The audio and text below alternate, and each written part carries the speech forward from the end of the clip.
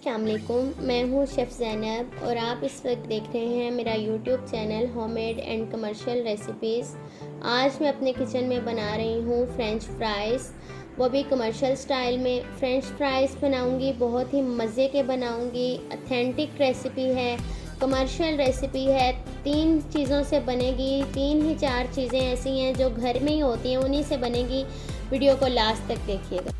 French fries बनाने के लिए 1 किलो आलू लिए हैं, 1 टीस्पून ही नमक ले लिया है, 2 टेबल स्पून बेसन लिया है और 1 टीस्पून लहसुन पाउडर ले लिया है। आलू के छिलके अच्छी तरह से सारे उतार लेंगे, छिलकों को रिमूव कर लेंगे। आलूओं के ऊपर से छिलकों को रिमूव कर लेंगे और आलूओं को स्लाइस की शेप में काट लेंगे। आलू को स्लाइस में काटते ही बाद में लंबाई में काट लेंगे, जिस तरह फिंगर चिप्स की शेप होती है वैसे काट लेंगे।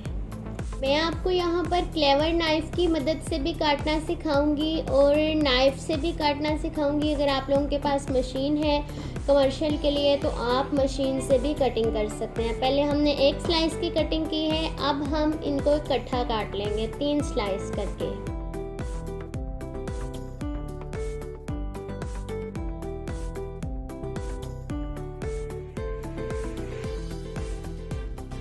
अगर आपके पास क्लेवर नाइफ़ या नाइफ़ वगैरह कटिंग बोर्ड मशीन नहीं है तो आप इसको नाइफ़ की मदद से भी हाथ में पकड़ के भी काट सकते हैं, जैसे मैं वीडियो में काट रही हूँ।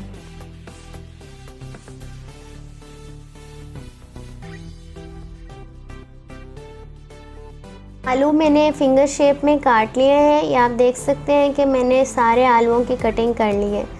अब हम इनका पानी खुश्क करेंगे, अच्छी तरह से वॉश करेंगे और इनको ड्राई करेंगे। आलू अच्छी तरह से ड्राई हो चुके हैं, लेकिन इनको KFC स्टाइल में, मैकडोनल्ड स्टाइल में बनाने के लिए इनका और मज़ीद खुश्क होना, ड्राई होना बहुत ज़रूरी है। अब इसके लिए हमें किचन टावल की ज़रूरत होगी, लेकिन कुछ घरों में किचन टावल्स मौजूद नहीं होते, तो इसके लिए हम एक रोटी वाला पौना ले लेंगे। इसको हम अपने स्लैब पे बिछा लेंगे और इसके ऊपर फिंगर फ्राइज़ जो हमने काटे हैं उनको अच्छी तरह फैला देंगे और खुश्क कर लेंगे।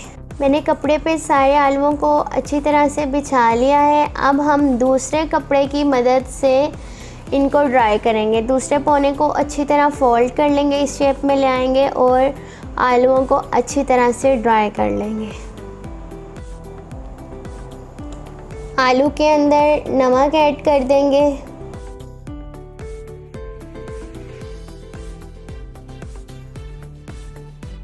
आलूओं के अंदर नमक ऐड कर दिया था, उसकी वजह से नमक ने पानी छोड़ा है, आलूओं ने भी पानी छोड़ा है। अब हम इसके अंदर लहसुन पाउडर ऐड कर देंगे। लहसुन पाउडर ऐड करके अच्छे से मिक्स कर लेंगे और बेसन ऐड कर देंगे। पैन में ऑयल या घी डालकर उसे लो फ्लेम पे रख देंगे। घी को ज़्यादा गर्म नहीं करेंगे और फ्राइज़ ऐड कर देंगे। फ्राइज़ कम ऐड करेंगे, अच्छी तरह से पकने देंगे। अगर आपके पास बर्तन बड़ा है, कढ़ाई वगैरह है, तो आप फ्राइज़ ज़्यादा ऐड कर सकते हैं। हिला लेंगे, मिक्स कर लेंगे और इनको पकने देंगे।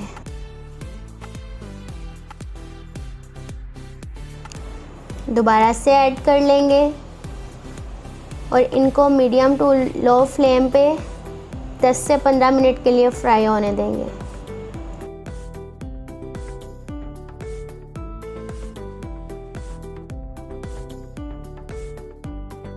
सारे फ्राइज़ तैयार करने के बाद देखें बाउल में एंड में पानी है, जिसकी वजह से नमक कम हो जाता है। इस वक्त पे आप नमक ऐड कर सकते हैं, बेसन भी ऐड कर सकते हैं। और हैं हमारे मज़ेदार से salted crispy French fries McDonald style में। अगर आपको मेरी ये रेसिपी अच्छी लगी है तो वीडियो को लाइक कर दें, चैनल को सब्सक्राइब कर दें, बेल के आइकन को प्रेस कर दें। अपना ख्याल रखिएगा। अल्लाह हाफ़िज़।